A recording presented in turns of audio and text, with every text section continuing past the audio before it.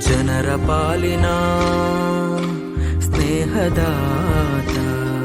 ತನ್ನುಸಿರ ಬೇಯಿಸಿ ಉಸಿರು ಕೊಟ್ಟನು, ಬಿಸಿಲು ಮಳೆಗೆ ತನ್ನ ಜೀವ ತೆತ್ತನು. ನೀರು ಇಲ್ಲದೆ ನೆರಳು ಇಲ್ಲದೆ ಬೆಳೆಗೆ ಕಾಯುತ್ತಾ ಸೂರು ಬಿಟ್ಟನು. ಅನ್ನದಾತ ಅನ್ನದಾತ ನಮಗೆ ನೀವೇ ದೇವದೂತ.